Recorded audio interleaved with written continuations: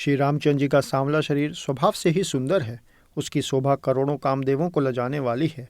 महावर से युक्त चरण कमल बड़े सुहावने लगते हैं, जिन पर मुनियों के मन रूपी भौरे सदा छाए रहते हैं। पवित्र और मनोहर पीली धोती प्रातः काल के सूर्य और बिजली की ज्योति को हरे लेती है। कमर में सुंदर किंकड़ी और कटिसूत्र हैं। विशाल भुजाओं में सुंदर आभूषण सुशोभित हैं। पीला जनेऊ महान शोभा दे रहा है। हाथ की अंगूठी चित्त को चुरा लेती है। ब्याह के सब साज सजे हुए वे शोभा पा रहे हैं। चौड़ी छाती पर हृदय पर पहनने के सुंदर आभूषण सुशोभित हैं। पीला दुपट्टा कांखा सोती जनेऊ की तरह शोभित है, जिसके दोनों छोरों पर मणि और मोती लगे हैं। कमल के समान सुंदर नेत्र हैं। कानों में सुंदर कुंडल है। मुख तो सारी सुंदरता का खजाना ही है। सुंदर भौहें और मनोहर नासिका है। ललाट पर तिलक तो सुंदरता का घर ही है, जिसमें मंगलमय मोती और मणि गूंथे हुए हैं।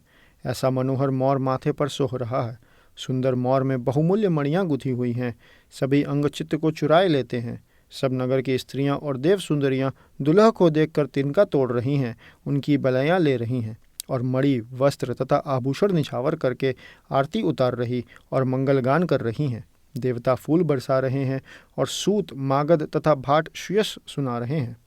सुहागिनी स्त्रियां सुख पाकर कुंवर और कुमारियों को कोहबर कुल देवता के स्थान में लाईं और अत्यंत प्रेम से मंगल गीत गा गा कर लौकिक रीति से करने लगीं। पार्वती जी श्री रामचंद्र जी को लहकौर वर वधू का परस्पर ग्रास देना सिखाती हैं और सरस्वती जी सीता जी को सिखाती हैं। रनिवास हास विलास के आनंद में मग्न हैं। श्री राम जी और सीता जी को देख देख कर सभी जन्म का परम फल प्राप्त कर रही हैं।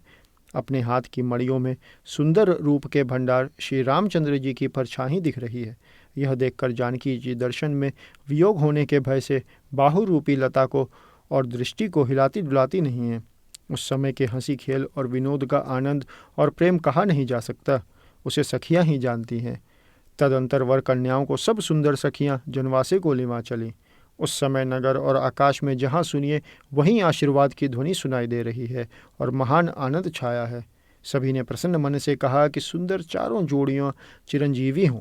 योगीराज, सिद्ध, मुनीश्वर और देवताओं ने प्रभु श्री रामचंद्र जी को देखकर दुदुंडुबी बजाई और हर्षित होकर फूलों की वर्षा करते हुए तथा जय हो जय हो जय हो कहते हुए वे अपने अपने लोक को चले। तब सब चारों कुमार बहुओं सहित पिताजी के पास आए। ऐसा मालूम होता था मानो शोभा, मंगल और आनंद से भरकर जनवासा उमड़ पड़ा हो। फिर बहुत प्रकार की रसोई बनी। जनक जी ने बारातियों को बुला भेजा। राजा दशरथ जी ने पुत्रों सहित गमन किया। अनुपम वस्त्रों के पावड़े पड़ते जाते हैं। आदर के साथ सबके चरण धोए और सबको यथा योग्य पीढ़ों पर बैठाया। तब जनक जी ने अवधपति दशरथ जी के चरण धोए। उनका शील और स्नेह वर्णन नहीं किया जा सकता। फिर श्री रामचंद्र जी के चरण कमलों को धोया, जो श्री शिव जी के हृदय कमल में छिपे रहते हैं। तीनों भाइयों को श्री रामचंद्र जी के ही समान जानकर जनक जी ने उनके भी चरण अपने हाथों से धोए।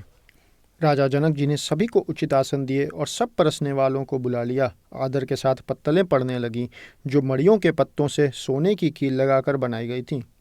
चतुर और विनीत रसोइये सुंदर, स्वादिष्ट और पवित्र दाल भात और गाय का सुगंधित घी क्षणभर में सबके सामने परस गए। सब लोग पंच कौर करके अर्थात प्राणाय स्वाहा, अपनाय स्वाहा, व्यानाय स्वाहा, उदानाय स्वाहा और समानाय स्वाहा इन मंत्रों का उच्चारण करते हुए पहले 5 ग्रास लेकर भोजन करने लगे। गाली का गाना सुनकर वे अत्यंत प्रेममग्न हो गए। अनेकों तरह के अमृत के समान स्वादिष्ट पकवान परोसे गए, जिनका बखान नहीं हो सकता। चतुर रसोइये नाना प्रकार के व्यंजन परसने लगे।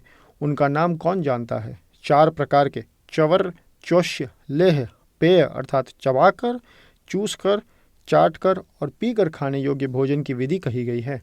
उनमें से एक एक विधि के इतने पदार्थ बने थे कि जिनका वर्णन नहीं किया जा सकता। 4 रसों के बहुत तरह के सुंदर स्वादिष्ट व्यंजन हैं। एक एक रस के अनगिनती प्रकार के बने हैं। भोजन करते समय पुरुष और स्त्रियों के नाम ले लेकर स्त्रियां मधुर ध्वनि से गाली दे रही हैं, गाली गा रही हैं। समय की सुहावनी गाली शोभित हो रही है।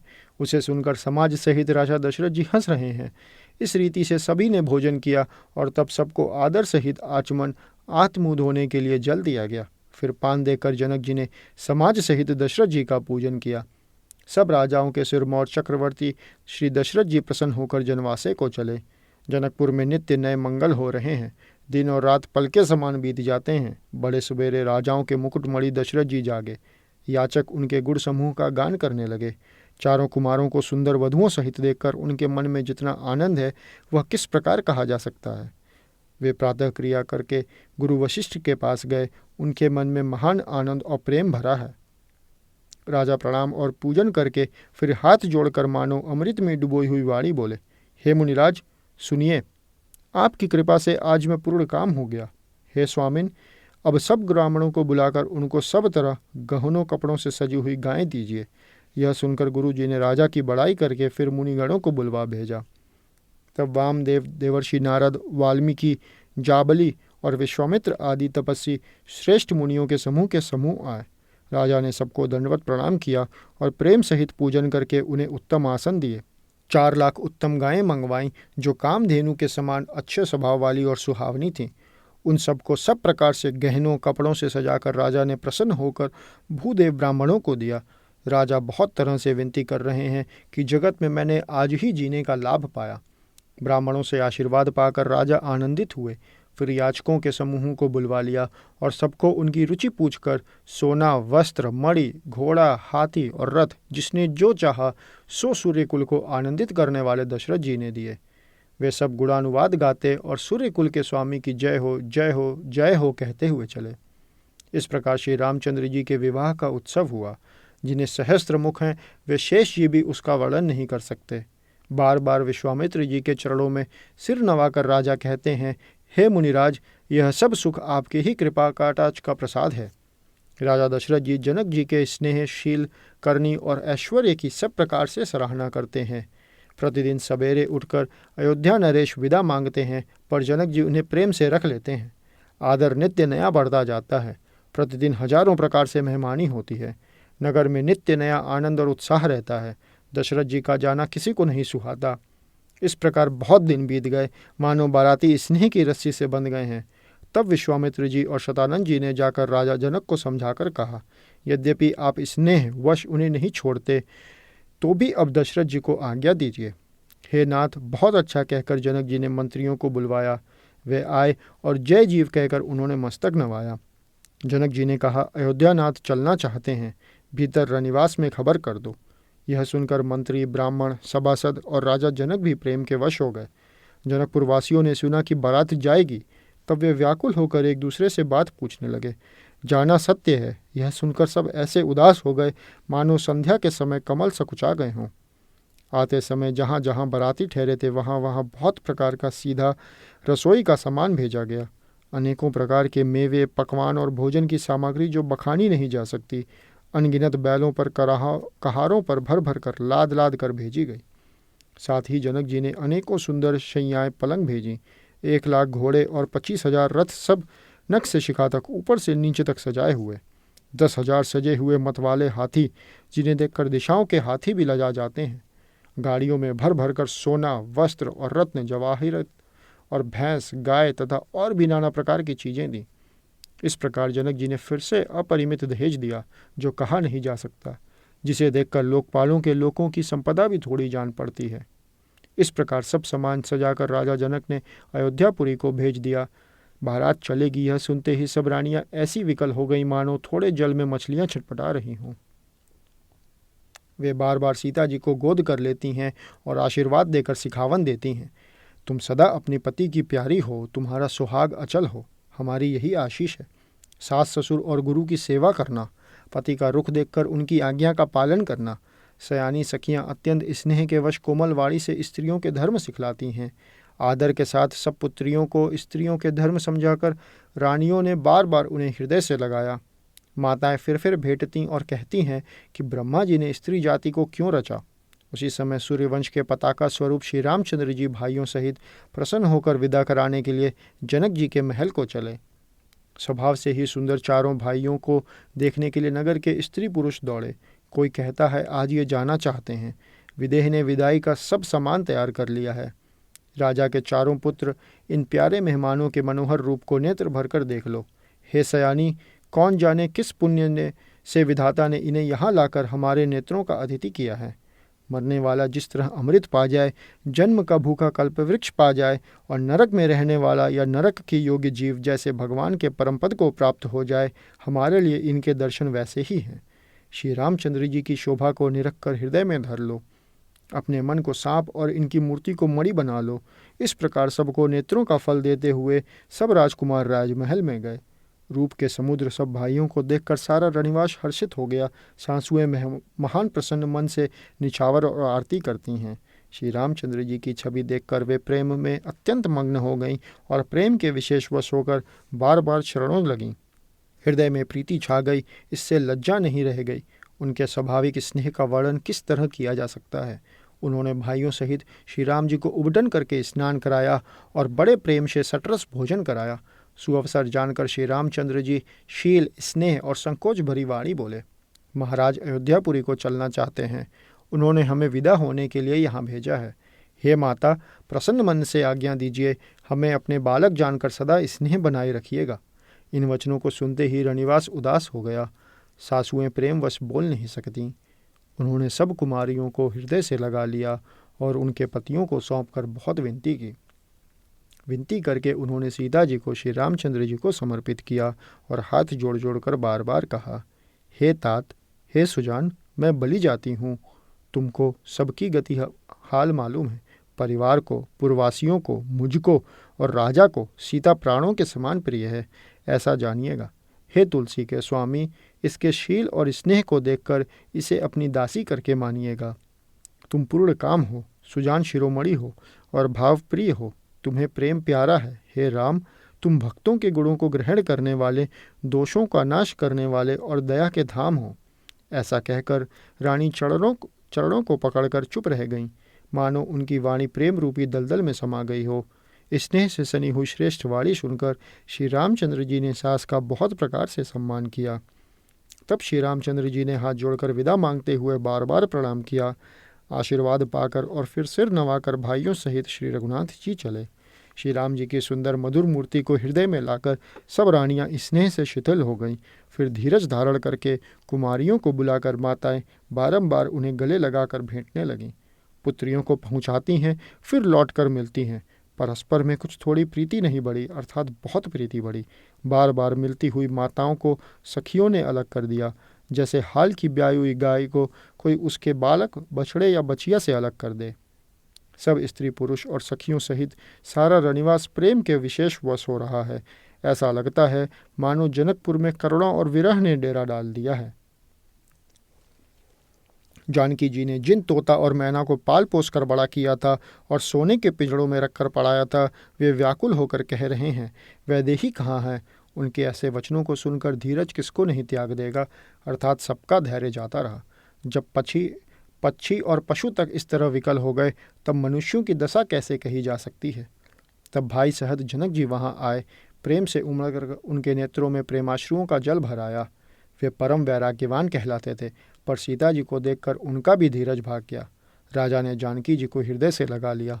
प्रेम के प्रभाव से ज्ञान की महान मर्यादा मिट गई और ज्ञान का बांध टूट गया। सब बुद्धिमान मंत्री उन्हें समझाते हैं। तब राजा ने विषाद करने का समय न जानकर विचार किया। बारंबार पुत्रियों को हृदय से लगाकर सुंदर सजी हुई पालकियां मंगवाईं। सारा परिवार प्रेम में विवश है। राजा ने सुंदर मुहूर्त जानकर सिद्धि सहित गणेश जी का स्मरण करके कन्याओं को पालकियों पर चढ़ाया। राजा ने पुत्रियों को बहुत प्रकार से समझाया और उन्हें स्त्रियों का धर्म और कुल की रीति सिखाई। बहुत से दासी दास दिए जो सीता जी के प्रिय और विश्वास पात्र सेवक थे। सीता जी के चलते समय जनकपुरवासी व्याकुल हो गए। मंगल की राशि शुभ शकुन हो रहे हैं। ब्राह्मण और मंत्रियों के समाज सहित राजा जनक जी उन्हें पहुंचाने के लिए साथ चले। समय देखकर बाजे बजने लगे। बारातियों ने रथ, हाथी और घोड़े सजाए। दशरथ जी ने सब ब्राह्मणों को बुला लिया और उन्हें दान और सम्मान से परिपूर्ण कर दिया। उनके चरण कमलों की धूलि सिर पर धरकर और आशीष पाकर राजा आनंदित हुए और गणेश जी का स्मरण करके उन्होंने प्रस्थान किया। मंगलों के मूल अनेकों शकुन हुए। देवता हर्षित होकर फूल बरसा रहे हैं और अप्सराएं गान कर रही हैं। अवधपति दशरथ जी नगाड़े बजाकर आनंदपूर्वक अयोध्यापुरी को चले। राजा दशरथ जी ने विनती करके प्रतिष्ठित जनों को लौटाया और आदर के साथ सब मंगनों को बुलाया।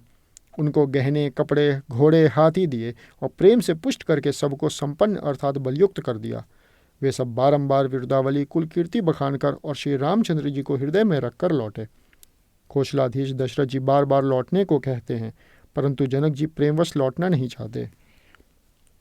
दशरथ जी ने फिर सुहावने वचन कहे, हे राजन, बहुत दूर आ गए, अब लौटिए। फिर राजा दशरथ जी रथ से उतरकर खड़े हो गए। उनके नेत्रों में प्रेम का प्रवाह बढ़ आया, प्रेमाश्रुओं की धारा बह चली। तब जनक जी हाथ जोड़कर मानो स्नेह रूपी अमृत में डुबोकर वचन बोले, मैं किस तरह बनाकर किन शब्दों में विनती करूं? हे महाराज, आपने मुझे बड़ी बड़ाई दी है। अयोध्यानाथ दशरथ जी ने अपने स्वजन समधी का सब प्रकार से सम्मान किया। उनके आपस के मिलने में अत्यंत विनय थी, इतनी प्रीति थी जो हृदय में समाती न थी। जनक जी ने मुनि मंडली को सिर नवाया और सभी से आशीर्वाद पाया। फिर आदर के साथ वे रूप, शील और गुणों के निधान सब भाइयों से अपने दामादों से मिले और सुंदर कमल के समान हाथों को जोड़कर ऐसे वचन बोले जो मानो प्रेम से ही जन्मे हों। हे राम जी, मैं किस प्रकार आपकी प्रशंसा करूं? आप मुनियों और महादेव के मन रूपी मान सरोवर के हंस हैं। योगी लोग जिनके लिए क्रोध, मोह, ममता और मद को त्याग कर योग साधन करते हैं, जो सर्वव्यापक ब्रह्म, अव्यक्त, अविनाशी, चिदानंद, निर्गुण और गुणों की राशि हैं, जिनको मन सहित वाणी नहीं जानती और सब जिनका अनुमान ही करते हैं, कोई तर्कना नहीं कर सकते, जिनकी महिमा को वेद नेति कहकर वर्णन करता है, और जो सच्चिदानंद तीनों कालों में एक रस सर्वदा और सर्वथा निर्विकार रहते हैं, वे ही समस्त सुखों के मूल आप मेरे नेत्रों के विषय हुए। ईश्वर के अनुकूल होने पर जगत में जीव को सब लाभ ही लाभ है। आपने मुझे सभी प्रकार से बढ़ाई दी और अपना जन जानकर अपना लिया। यदि 10,000 सरस्वती और शेष हों और करोड़ों कल्पों तक गणना करते रहें तो भी हे रघुनाथ जी सुनिए, मेरे सौभाग्य और आपके गुणों की कथा कहकर समाप्त नहीं की जा सकती। मैं जो कुछ कह रहा हूँ वह अपने इस एक ही बल पर कि आप अत्यंत थोड़े प्रेम से प्रसन्न हो जाते हैं। मैं बार बार हाथ जोड़कर यह मांगता हूँ कि मेरा मन भूलकर भी आपके चरणों को न छोड़े। जनक जी के श्रेष्ठ वचनों को सुनकर जो मानो प्रेम से पुष्ट किए हुए थे, पूर्ण काम श्री रामचंद्र जी संतुष्ट हुए।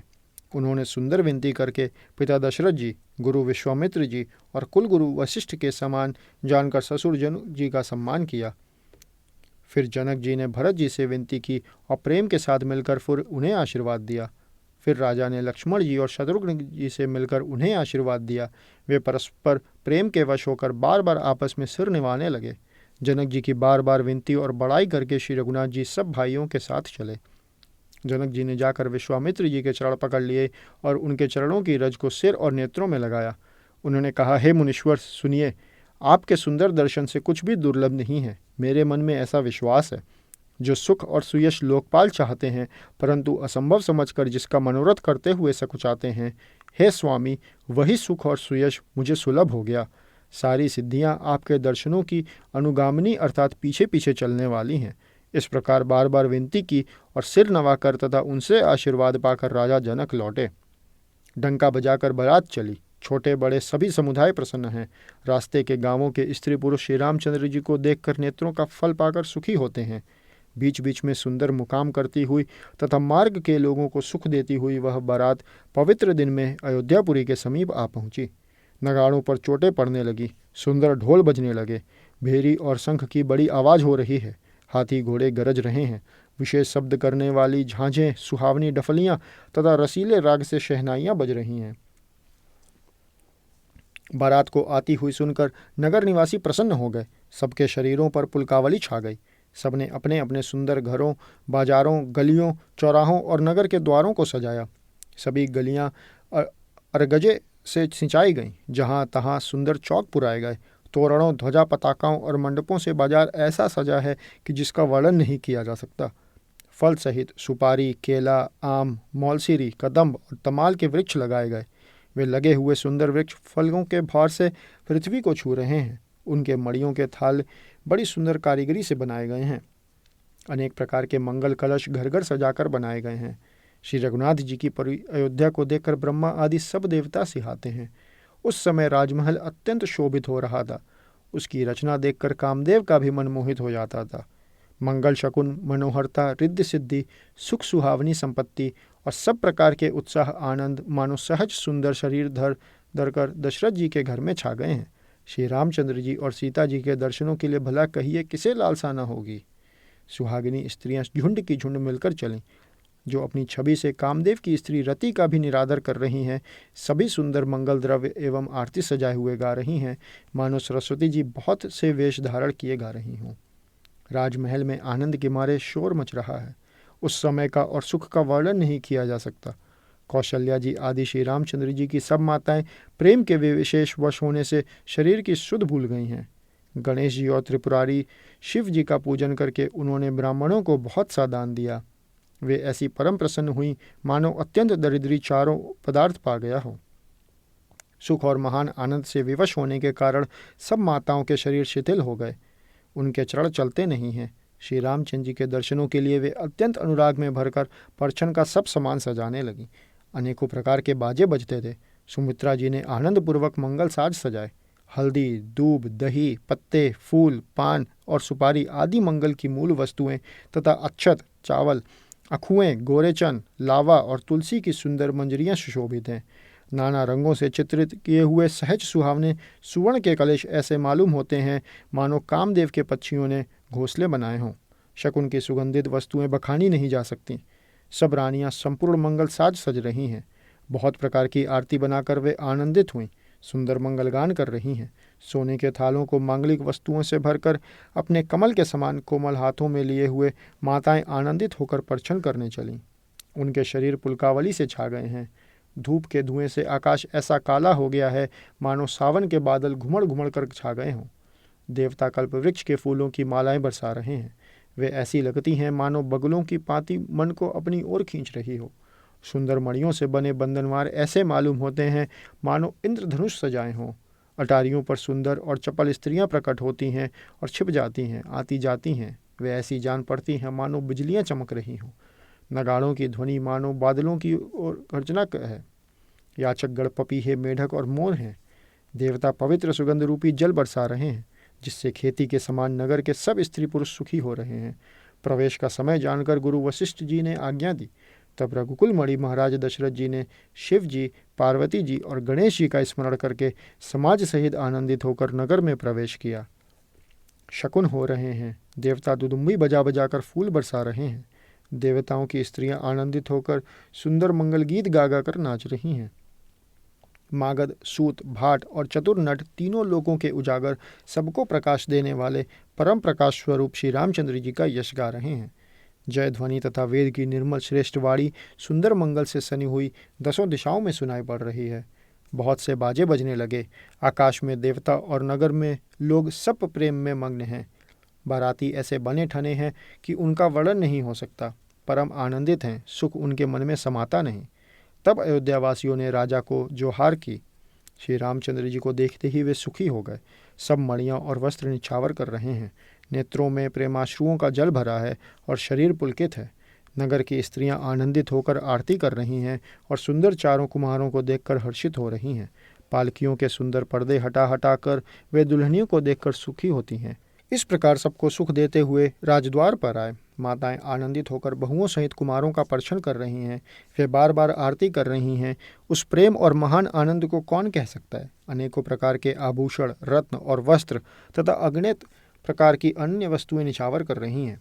बहुओं सहित चारों पुत्रों को देखकर माताएं परमानंद में मग्न हो गईं। सीता जी और श्री राम जी की छवि को बार बार देखकर वे जगत में अपने जीवन को सफल मानकर आनंदित हो रही हैं।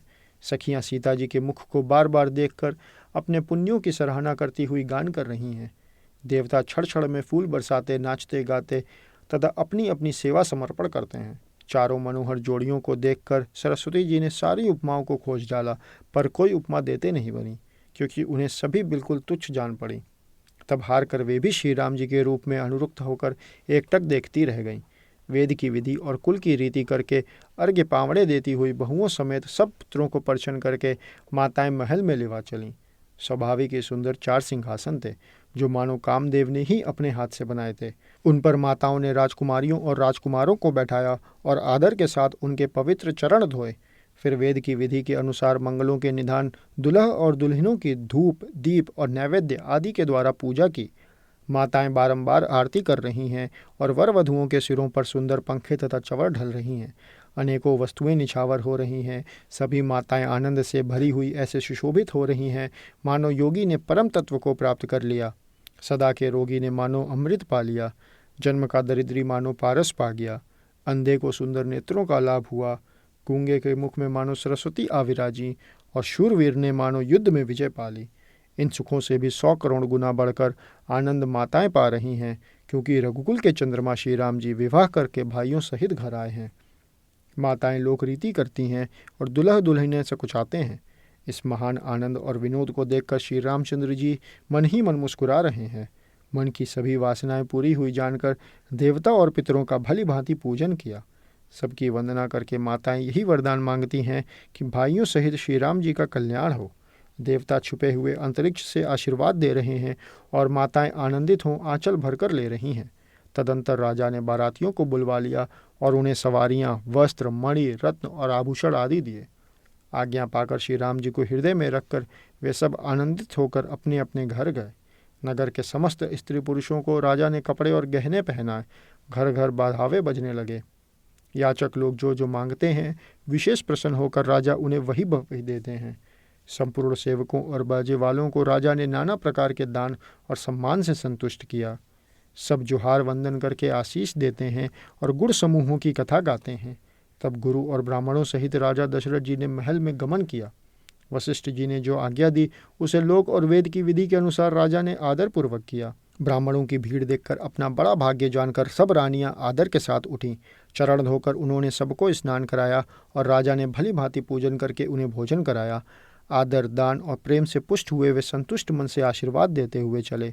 राजा ने गादी पुत्र विश्वामित्र जी की बहुत तरह से पूजा की और कहा, हे नाथ, मेरे समान धन्य दूसरा कोई नहीं है। राजा ने उनकी बहुत प्रशंसा की और रानियों सहित उनकी चरण धूलि को ग्रहण किया। उन्हें महल के भीतर ठहरने को उत्तम स्थान दिया, जिसमें राजा और सब रनिवास उनका मन जो होता रहे, अर्थात जिसमें राजा और महल की सारी रानियां स्वयं उनके इच्छानुसार उनके आराम की ओर दृष्टि रख सकें। फिर राजा ने गुरु वशिष्ठ जी के चरण कमलों की पूजा और विनती की। उनके हृदय में कम प्रीति न थी, अर्थात बहुत प्रीति थी। बहुओं सहित सब राजकुमार और सब रानियों सहित राजा बार बार गुरु जी के चरणों की वंदना करते हैं और मुनीश्वर आशीर्वाद देते हैं। राजा ने अत्यंत प्रेम पूर्ण हृदय से पुत्रों को और सारी संपत्ति को सामने रखकर उन्हें स्वीकार करने के लिए विनती की, परंतु मुनिराज ने पुरोहित के नाते केवल अपना नेग मांग लिया और बहुत तरह से आशीर्वाद दिया। फिर सीता जी सहित श्री रामचंद्र जी को हृदय में रखकर गुरु वशिष्ठ जी हर्षित होकर अपने स्थान को गए। राजा ने सब ब्राह्मणों की स्त्रियों को बुलवाया और उन्हें सुंदर वस्त्र तथा आभूषण पहनाए। फिर सब सुआसिनियों को, नगर भर की सौभाग्यवती बहन, बेटी, भांजी आदि को बुलवा लिया और उनकी रुचि समझकर उसी के अनुसार उन्हें पहिरावनी दी। नेगी लोग सब अपना अपना नेग जोग लेते हैं और राजाओं के शिरोमणि दशरथ जी उनकी इच्छा के अनुसार देते हैं। जिन मेहमानों को प्रिय और पूजनीय जाना, उनका राजा ने भली भांति सम्मान किया। देवगढ़ श्री रघुनाथ जी का विवाह देखकर उत्सव की प्रशंसा करके फूल बरसाते हुए, नगाड़े बजाकर और परम सुख प्राप्त कर अपने अपने लोकों को चले। वे एक दूसरे से श्री राम जी का यश कहते जाते हैं। हृदय में प्रेम समाता नहीं है। सब प्रकार से सबका प्रेम पूर्वक भली भांति आदर सत्कार कर लेने पर राजा दशरथ जी के हृदय में पूर्ण उत्साह आनंद भर गया। जहाँ रनिवास था वे वहाँ पधारे और बहुओं समेत उन्होंने कुमारों को देखा। राजा ने आनंद सहित पुत्रों को गोद में ले लिया। फिर उस समय राजा को जितना सुख हुआ उसे कौन कह सकता है।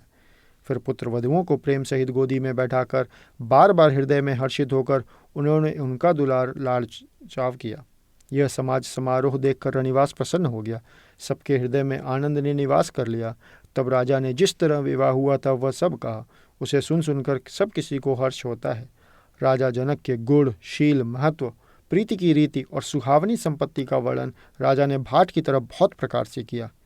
जनक जी की करनी सुनकर सब रानियां बहुत प्रसन्न हुईं। पुत्रों सहित स्नान करके राजा ने ब्राह्मण, गुरु और कुटुंबियों को बुलाकर अनेक प्रकार के भोजन किए। यह सब करते करते 5 घड़ी रात बीत गई।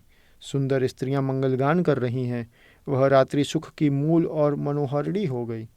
सबने आचमन करके पान खाए और फूलों की माला, सुगंधित द्रव्य आदि से विभूषित होकर सब शोभा से छा गए। श्री रामचंद्र जी को देखकर और आज्ञा पाकर सब सिर निवाकर अपने अपने घर को चले। वहाँ के प्रेम, आनंद, विनोद, महत्व, समय, समाज और मनोहरता को सैकड़ों सरस्वती, शेष, वेद, ब्रह्मा, महादेव जी और गणेश जी भी नहीं कह सकते। फिर भला मैं उसे किस प्रकार से बखान कर कहूँ? कहीं केंचुआ भी धरती को सिर पर ले सकता है? राजा ने सबका सब प्रकार से सम्मान करके कोमल वचन कहकर रानियों को बुलाया और कहा, बहुएं अभी बच्ची हैं, पराए घर आई हैं। इनको इस तरह से रखना जैसे नेत्रों को पलके रखती हैं। जैसे पलके नेत्रों की सब प्रकार से रक्षा करती हैं, उन्हें सुख पहुंचाती हैं, वैसे ही इनको सुख पहुंचाना। लड़के थके हुए नींद के वश हो रहे हैं, इन्हें ले जाकर शयन कराओ। ऐसा कहकर राजा श्री रामचंद्र जी के चरणों में मन लगाकर विश्राम भवन में चले गए। राजा के स्वभाव से ही सुंदर वचन सुनकर रानियों ने मड़ियों से जड़े सुवर्ण के पलंग बिछवाए। गद्दों पर गौ के दूध के फेन के समान सुंदर एवं कोमल अनेकों सफ़ेद चादर बिछाईं। सुंदर तकियों का वर्णन नहीं किया जा सकता। मड़ियों के मंदिर में फूलों की मालाएं और सुगंध द्रव्य सजे हैं। सुंदर रत्नों के दीपकों और सुंदर चंदवे की शोभा कहते नहीं बनती। जिसने उन्हें देखा हो वही जान सकता है। इस प्रकार सुंदर शैया सजाकर माताओं ने श्री रामचंद्र जी को उठाया और प्रेम सहित पलंग पर पड़ाया। श्री राम जी ने बार बार भाइयों को आज्ञा दी, तब वे भी अपनी अपनी शैयाओं पर सो गए। श्री राम जी के सांवले सुंदर कोमल अंगों को देखकर सब माताएं प्रेम सहित वचन कह रही हैं। हे तात, मार्ग में जाते हुए तुमने बड़ी भयावनी ताड़का राक्षसी को किस प्रकार से मारा? बड़े भयानक राक्षस जो विकट योद्धा थे और जो युद्ध में किसी को कुछ नहीं गिनते थे, उन दुष्ट मारीच और सुबाहु को सहायकों सहित तुमने कैसे मारा? हे तात, मैं बलैया लेती हूँ। मुनि की कृपा से ही ईश्वर ने तुम्हारी बहुत सी बलाओं को टाल दिया। दोनों भाइयों ने यज्ञ की रखवाली करके गुरु जी के प्रसाद से सब विद्याएं पाई। चरणों की धूलि लगते ही मुनि पत्नी अहिल्या तर गई। विश्व भर में यह कीर्ति पूर्ण रीति से व्याप्त हो गई। कच्छप की पीठ, वज्र और पर्वत से भी कठोर शिव जी के धनुष को राजाओं के समाज में तुमने तोड़ दिया। विश्व विजय के यश और जानकी को पाया और सब भाइयों को ब्याह कर घर आए। तुम्हारे सभी कर्म अमानुषी हैं, मनुष्य की शक्ति के बाहर हैं, जिन्हें केवल विश्वामित्र जी कृपा ने सुधारा है, संपन्न किया है। हे तात, तुम्हारा चंद्रमुख देखकर आज हमारा जगत में जन्म लेना सफल हुआ। तुमको बिना देखे जो दिन बीते हैं उनको ब्रह्मा गिनती में न लावें, हमारी आयु में शामिल न करें। विनय भरे उत्तम वचन कहकर श्री रामचंद्र जी ने सब माताओं को संतुष्ट किया। फिर शिव जी, गुरु और ब्राह्मणों के चरणों का स्मरण कर नेत्रों को नींद के वश किया, अर्थात वे सो रहे। नींद में भी उनका अत्यंत सलोना मुखड़ा ऐसा सोह रहा था मानो संध्या के समय का लाल कमल सोह रहा हो। स्त्रियां घर घर जागरण कर रही हैं और आपस में एक दूसरे को मंगलमयी गालियां दे रही हैं। रानियां कहती हैं, हे सजनी, देखो आज रात्रि की कैसी शोभा है, जिससे अयोध्यापुरी विशेष शोभित हो रही है। यूँ कहती हुई सासुएं सुंदर बहुओं को लेकर सो गईं, मानो सर्पों ने अपने सिर की मड़ियों को हृदय में छिपा लिया है। प्रातःकाल पवित्र ब्रह्म मुहूर्त में प्रभु जागे, मुर्गे सुंदर बोलने लगे। भाट और मागधों ने गुणों का गान किया तथा नगर के लोग द्वार पर जोहार करने को आए।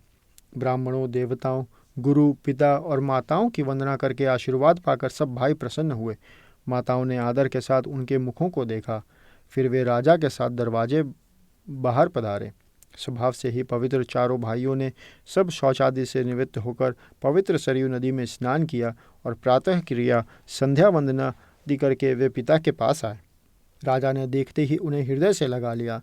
तदंतर वे आज्ञा पाकर हर्षित होकर बैठ गए। श्री रामचंद्र जी के दर्शन कर और नेत्रों के लाभ की बस यही सीमा है, ऐसा अनुमान कर सारी सभा शीतल हो गई, अर्थात सबके तीनों प्रकार के ताप सदा के लिए मिट गए। फिर मुनि वशिष्ठ जी और विश्वामित्र जी आए। राजा ने उनको सुंदर आसनों पर बैठाया और पुत्रों समेत उनकी पूजा करके उनके चरणों लगे। दोनों गुरु श्री राम जी को देखकर प्रेम में मुग्ध हो गए। वशिष्ठ जी धर्म के इतिहास कह रहे हैं और राजा रनिवास सहित सुन रहे हैं, जो मुनियों के मन को भी आगम्य है। ऐसे विश्वामित्र जी की करनी को वशिष्ठ जी ने आनंदित होकर बहुत प्रकार से वर्णन किया। वामदेव जी बोले, ये सब बातें सत्य है। विश्वामित्र जी की सुंदर कीर्ति तीनों लोकों में छाई हुई है। यह सुनकर सब किसी को आनंद हुआ। श्री राम लक्ष्मण के हृदय में अधिक उत्साह आनंद हुआ।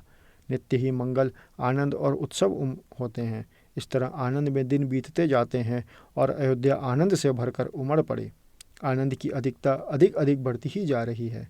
अच्छा दिन शुभ मुहूर्त शोधकर सुंदर कंकड़ खोले गए। मंगल, आनंद और विनोद कुछ कम नहीं हुए, अर्थात बहुत हुए। इस प्रकार नित्य नए सुख को देखकर देवता सिहाते हैं और अयोध्या में जन्म पाने के लिए ब्रह्मा जी से याचना करते हैं। विश्वामित्र जी नित्य ही चलना अपने आश्रम जाना चाहते हैं, पर रामचंद्र जी के स्नेह और विनयवश रह जाते हैं। दिनों दिन राजा का 100 गुना भाव प्रेम देखकर महामुनिराज विश्वामित्र जी उनकी सराहना करते हैं।